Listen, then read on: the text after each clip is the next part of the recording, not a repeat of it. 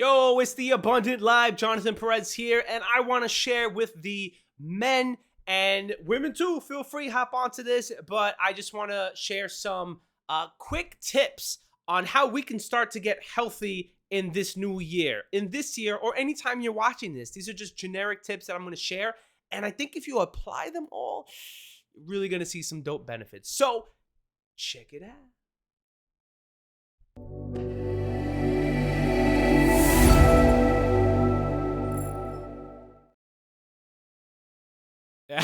Forgot to click back. All right, let's get this started. So, tip number one, when you're getting into the new healthy phase of your life, no matter what time it is, a lot of times people want to start this in the new year, but something that's helped me a ton is fasting. Fasting or intermittent fasting has been an insane change in my lifestyle. I had a little scare a couple months ago with some blood pressure, cholesterol, things like that. I weighed about 15 pounds heavier than I do now. So praise the Lord, I dropped 15 pounds. But part of that process was intermittent fasting. You know, aside from fasting and setting time for prayer and getting close to God, intermittent fasting from a health perspective is ideal. Intermittent fasting, if you don't know what it is, it's basically pick a time at the end of the day where you're going to stop eating, and then pick a time on the next day where you're going to start eating. So I typically like to do sometimes 6 o'clock I'll do, but lately, I'll be honest, with the holidays and everything, it's been 8 o'clock. So 8 o'clock, I'll stop eating. I'll just have water and whatnot, but I'll stop eating food. Then the next day, I really don't eat until about 11 or 12 because I'm generally working, but just depending on what I'm doing, 11 or 12. So if you think about it, from 8 to, let's say, 12, that's what, 8, 12, 9, 10, 11, 12, that's 13, 14, 15, that's 16 hours of fasting. And then the rest of the hours, eat. But intermittent fasting has really helped. It's supposed to help your body just kind of recharge itself, not always be digesting and active all the time. And it's just been a true blessing, and I found it to be incredibly helpful. And for those of you that are trying to do fasts like full day fast or 3-day fast or even 7 to 21 day fast, is really a good way to kind of prep your body. In fact, a long time ago, not a long time ago, a couple months ago, when God gave me this revelation, my goal is to fast 7 days. I have not done it yet. The most I've done was 2 days. And by the end of the 2 days, I was like, oh man, I got to eat something. But intermittent fasting has really helped me gain control of my own appetite, and I'm start to see food in a different light, where I'm not just like, oh, I'm craving eggs. I'm really not craving. I'm just kind of eating for energy, and that's another lesson. But I'm eating for energy. So fasting, intermittent fasting, a great way to lose weight and start letting your body heal itself. Disclaimer, I'm not a doctor. I'm not a dietitian. These are just some things that I put into place. I think it's going to help you. So, number one, fasting. Number two, let's check it out. Pop. Avoid those processed foods.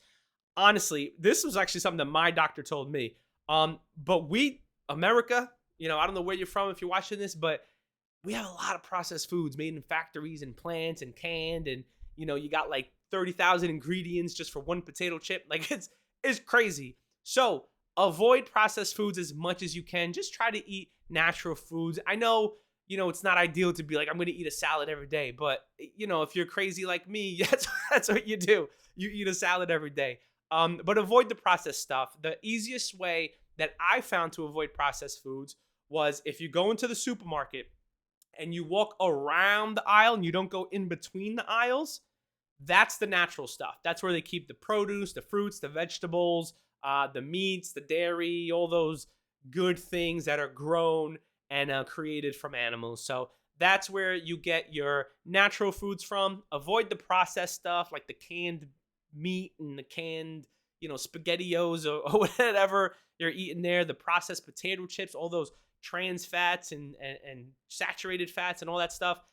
It's tough. It's tough. I mean, everyone's diet is different, but if you just stick to some natural stuff, I think you're going to find that your body's going to like that. And honestly, since I started eating more natural, more greens in my diet, I just had a lot more energy. I just feel great. So that's tip number 2. Avoid the processed stuff. Start eating some natural, grown from farms type of stuff. And if you don't eat meat, well, then don't eat meat.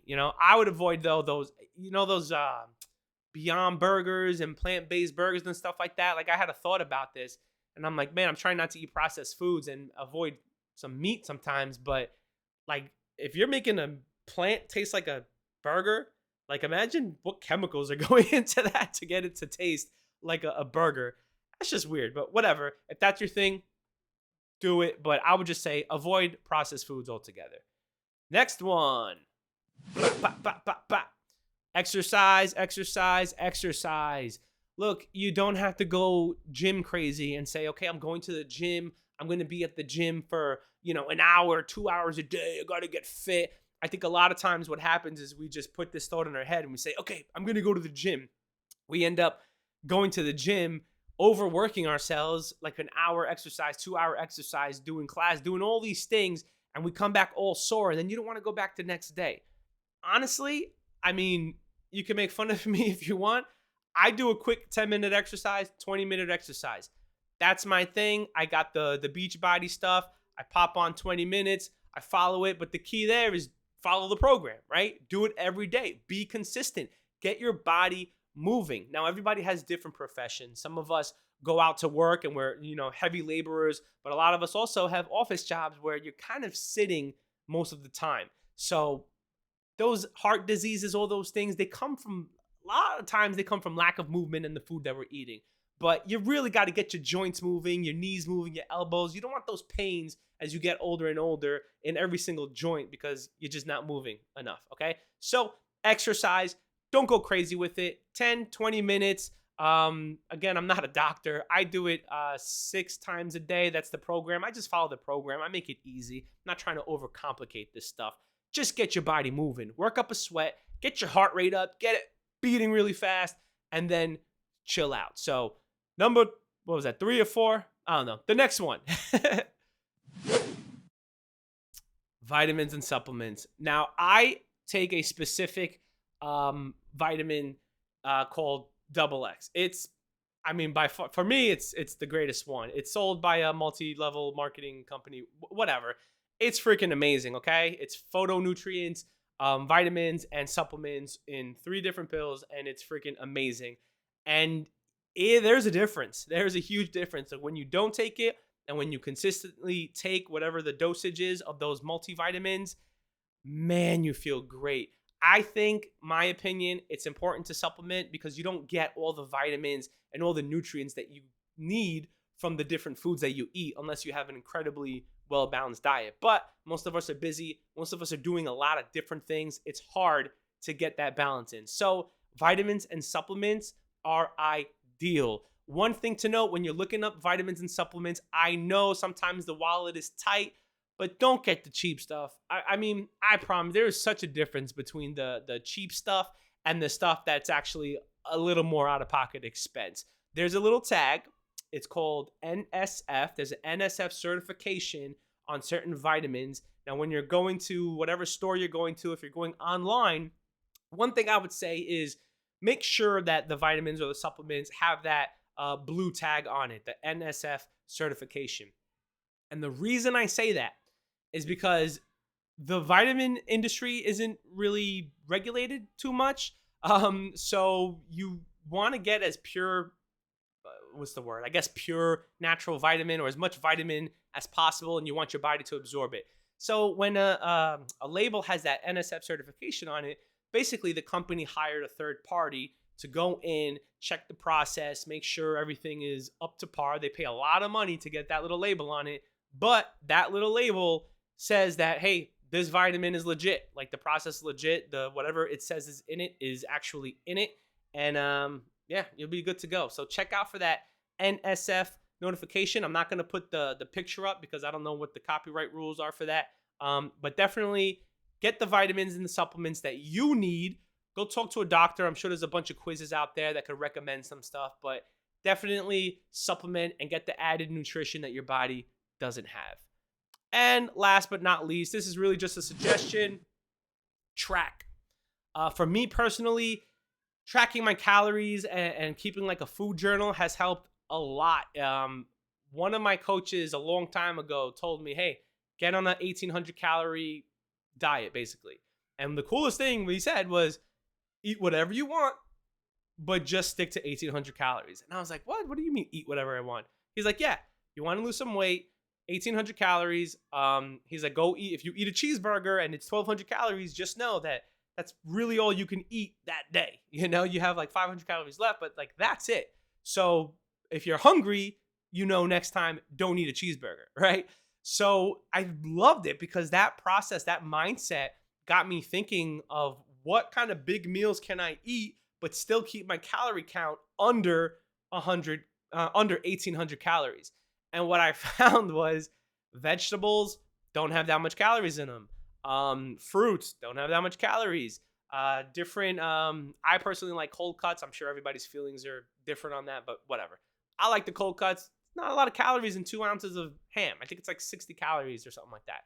So it just got me creatively thinking about what I eat and what I put into my body. So counting the calories is really awesome. And for me, that just helped me lose a ton of weight, just managing the process. All right, what am I eating today? What recipe am I going to put together? I'm really hungry. Maybe I could, the difference between a big thing of egg whites and like 2 eggs, you'd be so surprised. There's like 20 calories in 1 serving of egg whites, and there's 70 calories in 1 egg. So you could put like 8 eggs of egg whites. It's not the most flavorful thing, but mix it with some vegetables, not too much cheese because cheese is very high in fats and also very calorie dense. There's just a lot of different things that you can do. But when you start tracking, you start to see, okay, this is what I ate yesterday.